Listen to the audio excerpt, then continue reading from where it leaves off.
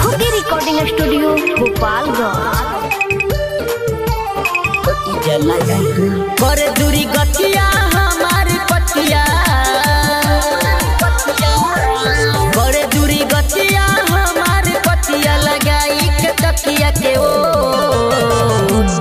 छोड़ी पिया मारे जब चोट हमर कोट जला उठी,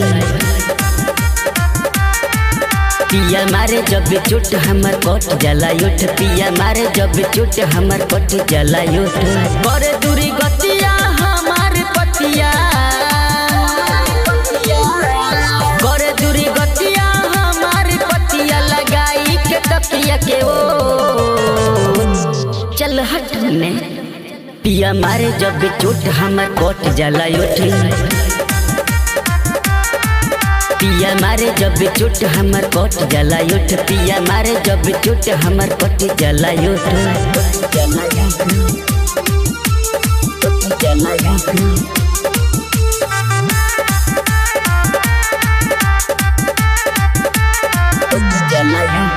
बाल कसैया पिया मुदैया बुझ नाही दर्द हो, करेला बेशरम काम सुनी हमरो मराद हो। कब उठा के कब सुता के का कहीं सखी दिया बुता के बड़ी दर्द करे छतिया, बड़ी दर्द करे छतिया लगाई के तकिया के ओ पिया मारे जब चोट हमर कोट जला उठी, पिया मारे जब चोट हमर कोट जला उठ, पिया मारे जब चोट हमर कोट जला उठ।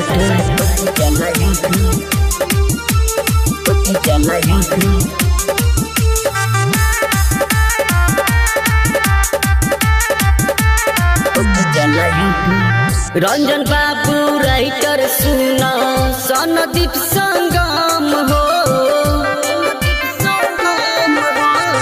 से जिया पकोई देला हमके गरम हो।